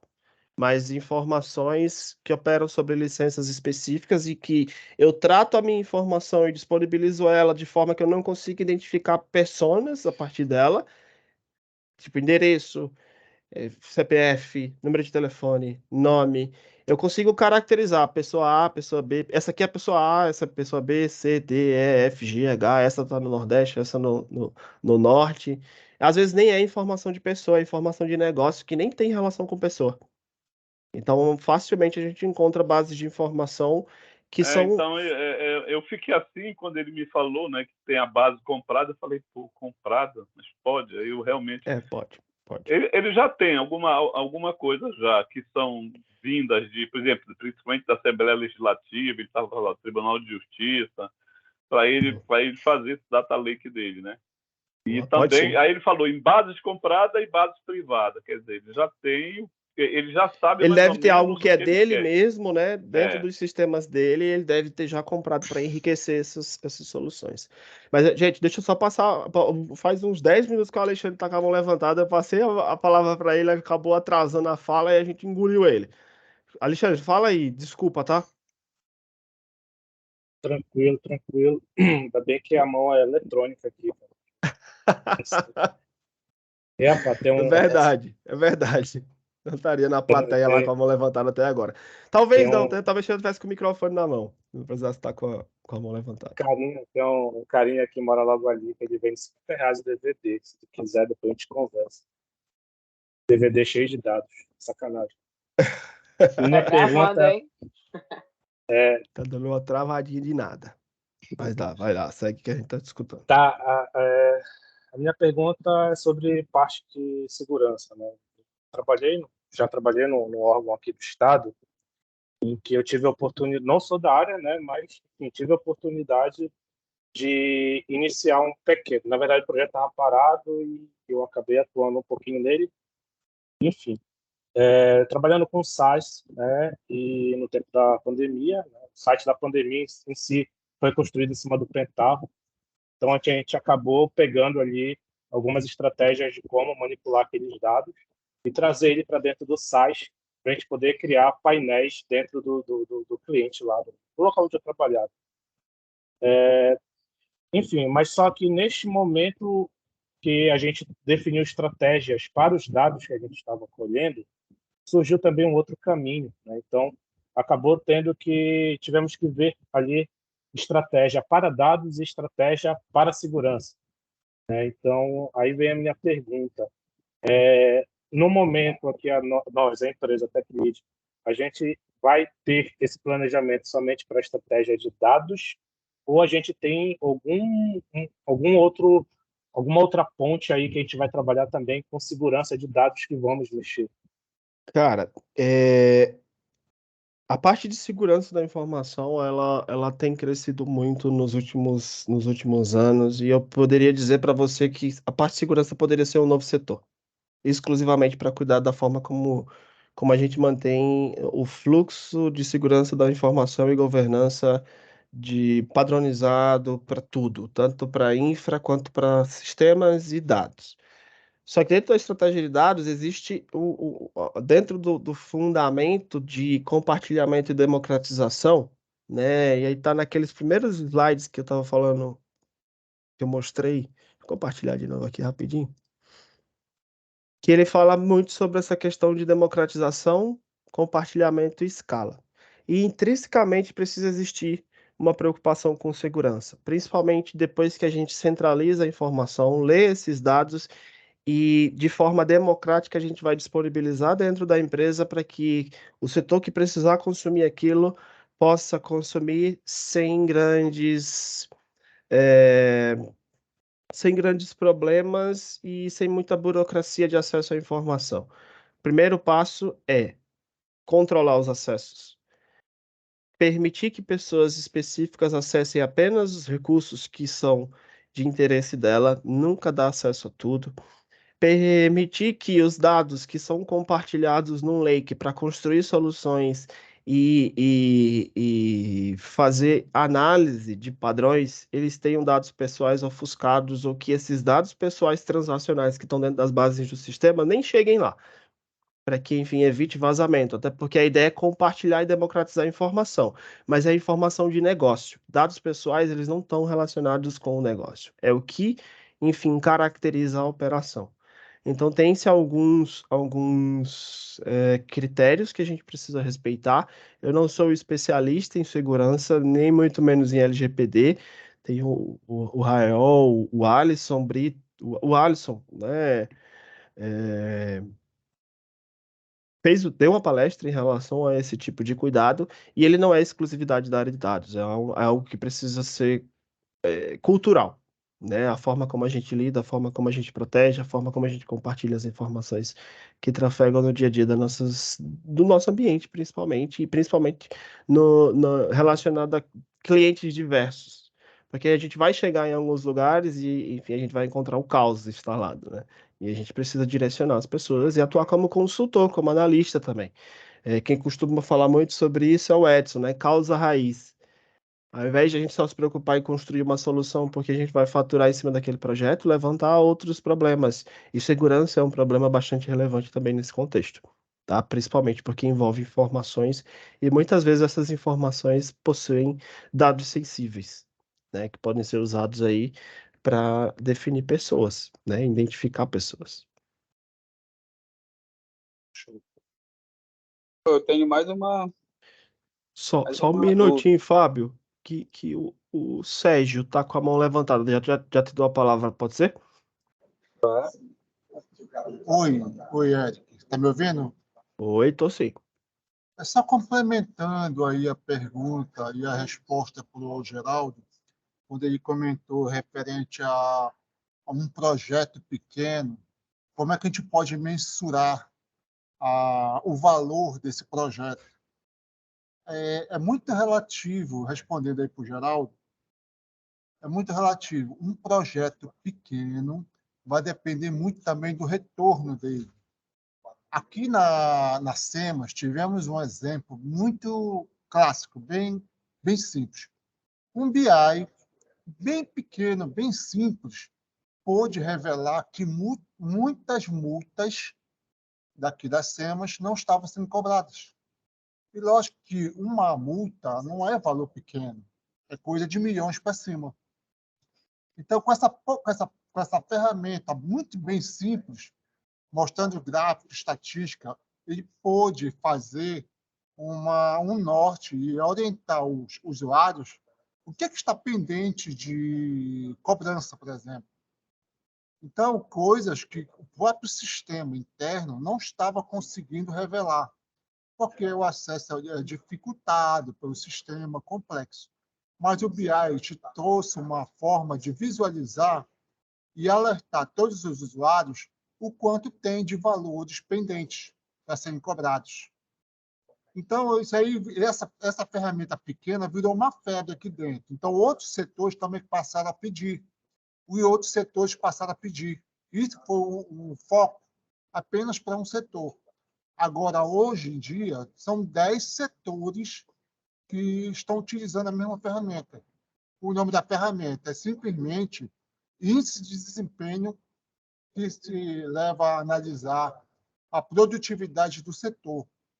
Apenas saber o que é que o pessoal está fazendo, o que é que eles não estão fazendo. E aí eles conseguiram detectar que não estavam fazendo a cobrança. Então, imagina o retorno que tem dessa pequena ferramenta. É muito relativo. É muito relativo. O Sérgio complementou muito bem, né? Às vezes o preço, né, pode estar justamente atrelado ao retorno, né? E a importância de primeiro se debruçar sobre o problema é essa, principalmente do nosso lado. Porque lembra do exemplo lá de precificação da Hotmart, que precifica de acordo com o local, com o público-alvo, de acordo com o retorno. Então, a nossa estratégia pode ser algo nesse sentido também, tá, Geraldo? São possibilidades, né? Só que como a gente não tem histórico, né, de produtos e dados, fica difícil também olhar para esse tipo de cenário, né? Talvez sistemas e infra, como você já tem muitos projetos executados, fique mais fácil. Não mais fácil, né? Menos complexo de precificar algo nesse sentido, né? Por conta do histórico, não porque é mais fácil construir sistemas e não é porque é mais fácil fazer infraestrutura, né? Não estou aqui dizendo que dados é mais difícil. Realmente, a informação ela te diz muita coisa e ela diz principalmente a probabilidade de sucesso do que tu faz, né? Então é preciso ter bastante atenção na hora de mensurar, de planejar, de definir escopo e principalmente dar o primeiro passo, né? Para evitar projetos falhos. Até porque, da mesma forma como a gente tem, né, na rede, trafegando diariamente informações sobre projetos de software falhos, que foi um grande estimulante para a engenharia de software, né? Para a definição dos padrões, para garantir sucesso, dados também. Tem muitos projetos falhos. E por ter se tornado uma área dentro da computação, da tecnologia, a gente tem engatinhado em relação a padrões de desenvolvimento, a como proceder em relação a projetos de dados. A gente já tem absolvido, né, muitas das práticas e técnicas de engenharia de software para dentro da área de dados, principalmente relacionada à entrega contínua e integração contínua, que deve ser uma preocupação assim altíssima em relação aos projetos de dados, porque também acontece caca em projetos de dados, né? A gente às vezes procede da forma errada. E quando isso acontecer, como é que a gente faz para dar rollback? Como é que a gente encontra a versão anterior daquela daquele pacote de entrega que a gente fez há um mês atrás para restabelecer o sistema? Como é que a gente resgata versões anteriores a partir de um problema para evitar que o sistema fique quebrado ou que a solução fique quebrada? Existe algo dentro da técnica de treinamento de modelos de inteligência artificial que é o retreino automático com base em novas informações que chegam de tempos em tempos. Vamos lá, eu treinei um modelo de precificação, esse meu modelo se comporta muito bem em relação aos produtos de hoje, 2023. E aí eu passei 2023 todinho precificando. E aí a pessoa pode acatar o meu preço sugerido ou ela pode dizer que não é aquele o preço que ela quer praticar. E aí chega lá no final de 2024, eu identifico que minha estratégia de precificação ou recomendação de produtos não está convertendo mais. Se ela não está convertendo mais, é muito provável que o padrão comportamental das pessoas tenha mudado. E aí eu aperto um botão e automaticamente o modelo extrai as novas informações, é retreinado. E aí a gente faz a implantação. Só que antes da implantação, eu preciso... Ficou mudo aí, Eric. Teu fone ficou mudo. O meu fone mutou sozinho. Tá? Alguém estava com som aí externo e ele... Enfim, a estratégia de retreino, né? Meu modelo de precificação caiu, não está mais funcionando, eu retreinei o modelo e implantei. E aí vamos supor que quando eu implantei ele foi pior, eu preciso facilmente ter a possibilidade de voltar para a versão anterior. Ou ter, por exemplo, estratégias de implantação que antes de implantar automaticamente, eu tenha a revisão dos resultados de precisão, cobertura e eficiência do modelo. Então, tudo isso passa por um processo de engenharia de software. É semelhante ao que já é feito em sistemas, né? E muitas vezes a gente escala um projeto desse sem essa preocupação e quando chega lá na frente a gente quebra a cara, né? Justamente porque fica difícil de gerenciar, de escalar, né, ao longo do tempo, de manter de forma saudável esses projetos. Então, assim, é uma preocupação tremenda e é um esforço que precisa ser precificado também, né, dentro dessas proposições de projetos que a gente pretende, né, ofertar e trazer aqui para dentro da TechLead.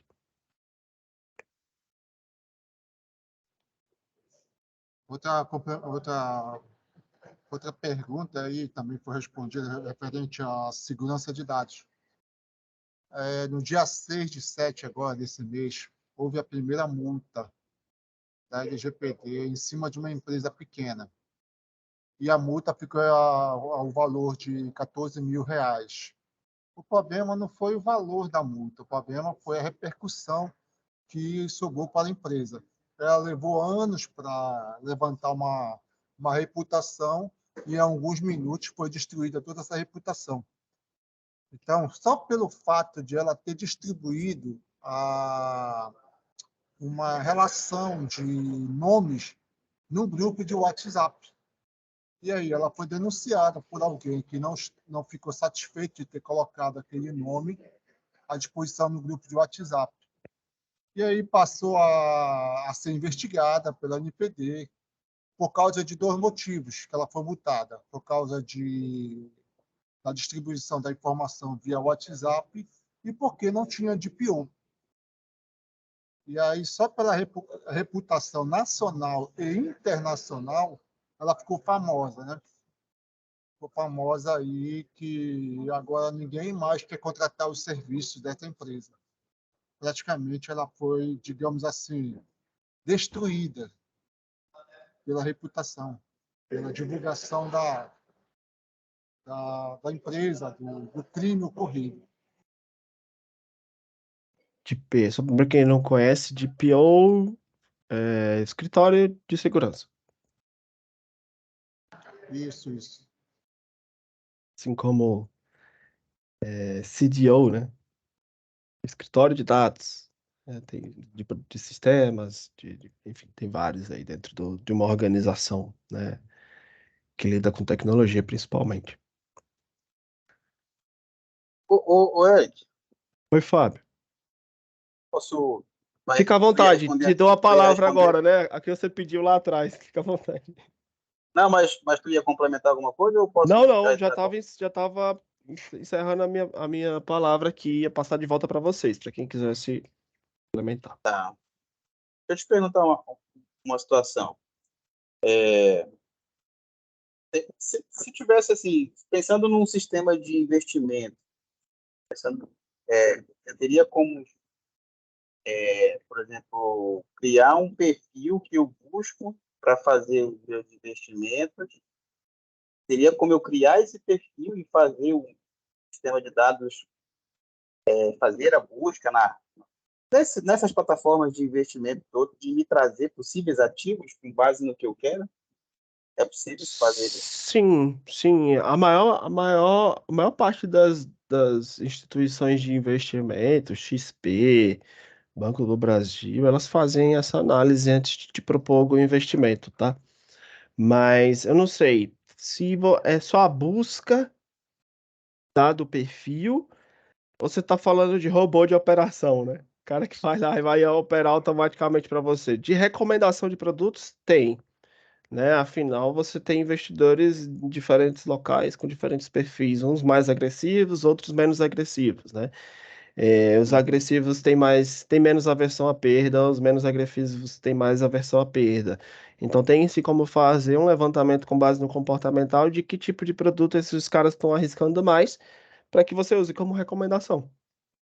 Nunca é algo concreto, né? Sempre é algo que é uma probabilidade de ser sucesso, é a probabilidade de dar certo. É a mesma coisa que outros modelos de machine learning, outros padrões, outras automações que são feitas com dados, elas operam em cima de métricas de sucesso. As principais são Precision, Recall e F-Measuring. Basicamente, o quanto ele consegue acertar de acordo com o que ele tem para avaliar, né? Qual é a taxa de sucesso das recomendações que ele faz. Mas é possível sim. Entendi. Possível sim. Show. É isso. Mais alguém, gente? Que acabou passando aqui bastante tempo, né, já. 15 minutos das Parabéns, 5h30. Valeu, É porque parabéns pra gente. normalmente quando é bom, cara, aí se estende nos comentários aqui. Eu fiquei pensando, caramba, eu vou terminar um pouquinho antes, enfim, mas acabou que eu invadi a 1 hora completa e já vai em 45 minutos aqui. Então, é sinal que o pessoal tá interessado mesmo e até agradeço aí as 55 pessoas que ainda estão aqui, né? Começamos com mais, mas eu sei que ao longo do tempo aí o pessoal vai saindo por outras questões, mas tem muita gente ainda aqui pra gente trocar ideia e eu não tô com pressa não, tá? A gente pode ficar aqui conversando ainda, vendo possibilidades de projetos, tirando dúvidas. Quem tem interesse, trazendo dúvidas também, né? Para a gente poder discutir aqui, sem nenhum problema, tá, gente? E eu falo da minha parte, sabe? Não sei, dos organizadores, né? Que mantém aí Manu, Jefferson, Edmilson aí. Tá muito bom, tá muito bom. Parabéns aí, Eric. Valeu, Muito obrigado, bom. gente. Parabéns, Eric. Muito obrigada aí pela tua disponibilidade de trazer esse assunto tão importante para todos nós, né? Eu acho que todo mundo ficou bem interessado, por isso que a audiência foi bombástica aqui durante o evento todo. Então, parabéns. Obrigada. Gente, a gente vai continuar com esse programa, né? Convido novamente todos a participarem, trazendo algum assunto que vocês acham pertinente para todos nós. Então, confirmo aí o convite de todos trazerem e o convite também da audiência dos nossos próximos eventos. Daqui a 15 dias teremos mais um assunto bem interessante. Aguardem. E obrigada pela audiência de todos. Valeu. Gente, obrigado. Agradecido demais, tá? Partindo aqui para os finalmente, né? Quando a Manu, o Jefferson, o pessoal da organização do Metap estava conversando com os GPs em relação a esse programa, né? Eu disse, não, eu quero falar sobre estratégia de dados. Foi logo quando eu cheguei aqui, no primeiro mês. E aí eu olhei a planilha, meu nome estava lá atrás, tinha o que tinha de tema, de tópico, eu disse, eu só vou falar sobre estratégia de dados daqui a 1 ano.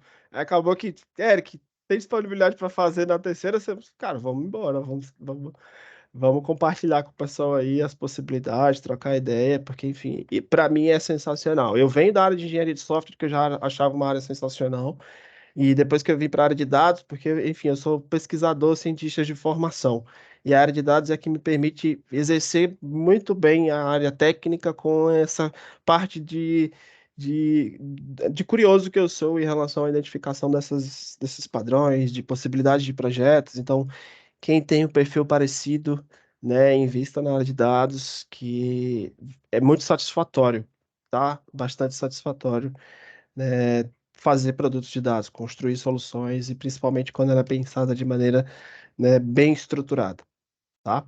Então fica o convite aí para quem interessar, ou para o colega lá, tem um primo que está investindo na área, tá difícil, né, de conseguir a primeira oportunidade, a área de dados tem um potencial muito grande para permitir que isso aconteça, tá, pessoal?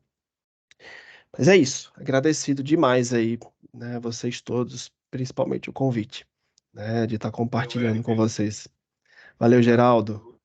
Amanhã estaremos juntos novamente. Eu acho que eu Amanhã, né? Amanhã, Amanhã, 10. esqueci a hora. Acho que é 10 da manhã. 10 horas, 10 da manhã. Boa. Certeza, Vamos nessa. vai ser uma belo aprendizado, uma luta muito feliz, todo mundo. As perguntas foram muito aderentes ao tema e, consequentemente, a gente vê para onde a Tecnip quer ir. E fundamental é ver as integrações da área com soluções, né? Acho que isso, a sacada do Alisson foi muito boa, para que a gente comece a cada vez mais se diferenciar do mercado, não ser mais um, e sim ser um que leve realmente soluções para atender a necessidade do cliente. É fundamental a gente entender o que o cliente precisa. O cliente vem diferencial em conversar conosco e automaticamente, quando tiver uma dor, lembrar primeiro da gente. Por quê? Porque a gente sai da trilha do aqui todo João, porque aqui é mais fácil, porque aqui é mais... Fica uma solução de venda e recebe. Eu acho que quando realmente a gente integrar os produtos e, consequentemente, colocar isso para girar e tornar-se rotina, aí sim a gente vai ter uma sequência aí de excelentes momentos, porque, com certeza, na região norte não vai ter uma empresa com essa pegada que a gente está buscando, área de desenvolvimento, área de estratégia de dados, com a área, sim, de infraestrutura, com a área de segurança. Agora, claro, tem que ter uma equipe comercial forte, entendedora, para que a gente consiga realmente passar a mensagem que a gente quer que o mercado entenda. Parabéns, Zé. Isso. A área de dados ela não é independente, ela é totalmente dependente de infra e sistemas, tá? O último nível de complexidade de um produto de dados é justamente ele operando em um sistema que já existe ou que está em construção, né? Então, assim, os GPs, os POs, os SMs e até os desenvolvedores, né, conversem sobre possibilidades, né? Porque, enfim, é facilmente integrável que a gente tem feito na área de dados com o que vocês fazem em sistemas e com o que vocês fazem em infraestrutura, tá bom? É interessante vocês conversarem sobre dores operacionais muito custosas, né? O que vocês enxergam que pode ser melhorado, ou que um padrão pode ser automatizado. E se isso tiver relação com dados, a gente vai ser muito feliz em poder colaborar para construir soluções juntos, tá, pessoal? Então, fiquem à vontade para me procurar os meninos aí, o Caio, a Larissa, o Sérgio, o Jardim, o José, o Wagner, quem mais? Andresa. A Andresa tá mais em infra, a Andresa e o Jorge. Eles são área de dados e de infraestrutura. Mas, enfim, qualquer pessoa que você enxergue que pode te escutar, e aí a gente compartilha aí uma rodada para entender qual é a bronca e tentar viabilizar. Tá bom? Boa. É Parabéns, isso. Eric, mais uma vez. Valeu, gente. Obrigado. Eu que agradeço. Vocês que estão de parabéns aí por me suportar durante 1h50. Obrigada, querido. Foi muito bom. Valeu, gente. Até mais. Parabéns. Tchau, tchau. Até a Tchau, próxima. tchau. Tchau, tchau. Valeu, Valeu. mestre Eric. Tchau, tchau. Até mais, gente. Tchau, tchau. Tchau, pessoal.